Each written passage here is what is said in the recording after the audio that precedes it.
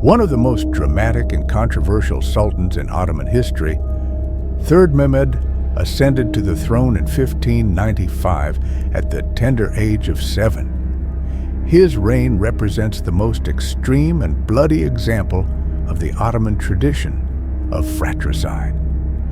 What occurred during his time on the throne was not just a palace power struggle, it was also a psychological and socio-political experiment, leaving a lasting mark on history. 1. Section: Princes, the bloody night of the throne.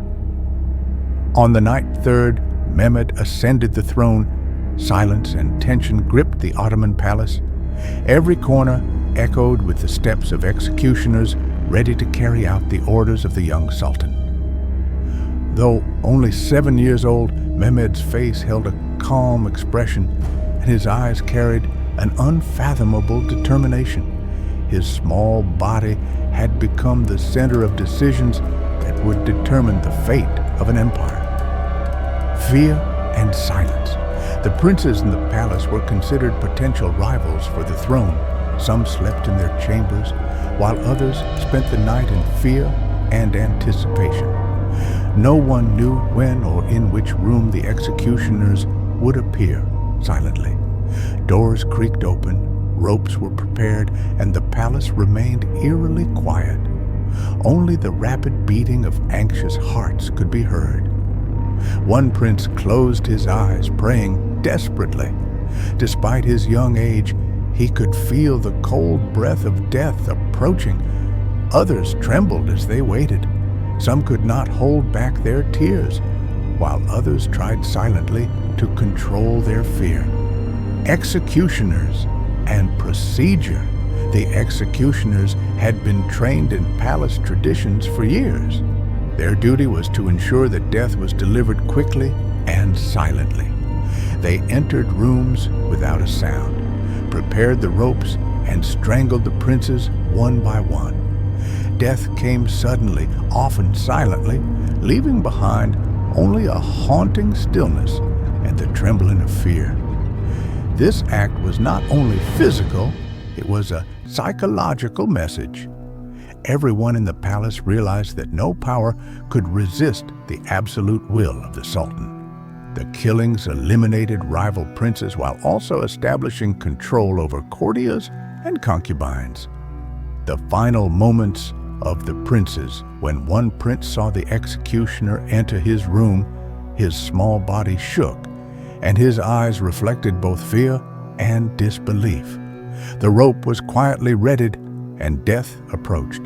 From other rooms, muffled whispers and suppressed sobs echoed, a chilling reminder of the inescapable reality of the palace. Mehmed's determination 3. Mehmed had long anticipated this night. His young age did not diminish the seriousness of his decisions. In fact, it made him more resolute. There was one goal in the palace: secure the throne. To him, every prince was a threat, and every potential future prince represented the possibility of civil war. Therefore, all rivals, regardless of age, had to be eliminated. The palace under fear. After the executions, the atmosphere in the palace changed, silence prevailed, and a deep fear and respect settled into the hearts of all. Officials, concubines, and remaining princes no longer questioned the Sultan's authority. Through death and displays of power, everyone was drawn into a system of silent discipline. That night was not merely a night of deaths. It was a laboratory of fear and authority in the Ottoman palace. Despite his youth, Third Mehmed carried out one of the most systematic and bloody fratricide operations in history. The dramatic dimension. Each prince, at the very beginning of life, met death silently. The quiet of the rooms echoed through the palace walls, planting fear in every heartbeat. This act did more than protect the throne. It imposed a psychological siege on the entire palace and royal family. 2. Section: Pregnant concubines and the Sultan's father's wives.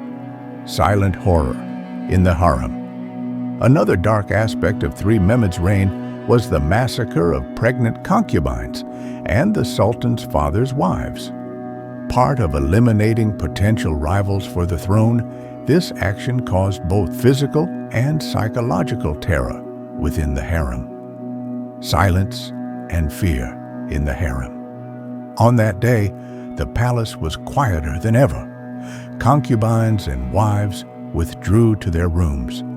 No one knew when the Sultan's command would be executed. Most of these women were young and pregnant, worried about their own lives and the future of their unborn children. Some wept quietly, some prayed, and others struggled in hopeless anticipation. Executioners quietly moved toward the pregnant concubines of Mehmed's two brothers. Doors opened silently, ropes were readied, and the women trembled in fear, waiting for the Sultan's name to be called. Many did not fully understand what was happening. They only felt the cold breath of death approaching. Strategy and determination. Even as a child, III Mehmed wielded power with ruthless determination. In his mind, any pregnant woman in the palace could give birth to a prince who would one day become a threat. Therefore, he ordered the executions to be carried out swiftly and quietly. The proximity of death. Executioners entered rooms one by one. Pregnant concubines faced death with a mixture of fear and helplessness. Some prayed aloud, others closed their eyes quietly. Mothers thinking of their children cried silently, each death sending a warning to the others. No power can resist the will of the Sultan. The Sultan's father's wives. The target was not limited to concubines. The wives of Sultan III Murad also faced execution. These women represented both the political weight of the past and potential threats to the throne. Pregnant ones, who might give birth to future rivals, faced death. Silence dominated every step in the palace. Only the faint sound of executioners and suppressed sobs broke the stillness. The women remaining in the harem suffered deep psychological trauma.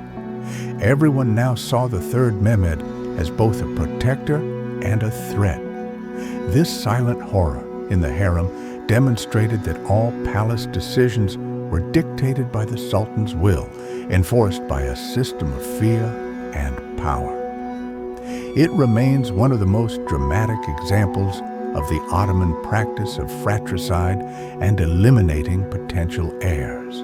3. Section: Consequences, Fratricide and the Ottoman Legacy. 3. Mehmed's reign represents the most systematic and extreme instance of fratricide in Ottoman history. His bloody decisions eliminated rivals while creating a psychological authority laboratory within the palace. After the massacres, the remaining princes and concubines lived under deep fear and respect. In Mehmed's eyes, every prince was a threat, every unborn child a potential cause of future civil war. His bloody policies were thus justified in his mind as necessary to secure the throne. Following the III Mehmed's death, the throne passed to his own son, Mehmed I, and the tradition of fratricide in the Ottoman Empire ended 214 years later. Princes were no longer executed. Instead, they were kept in seclusion in the palace's cage system, preventing bloody power struggles. Historians see Mehmed's actions as both a political strategy for stability and a psychological exercise in control. This bloody chapter remains a dramatic illustration of power, fear, and strategy within the Ottoman dynasty. And that concludes the story of the III Mehmed's bloody night of succession and the silent horror of the palace. If you found these historical events intriguing, don't forget to like the video and subscribe to our channel. turn on notifications for more stories about Ottoman history, sultans, and palace intrigue. See you in the next video.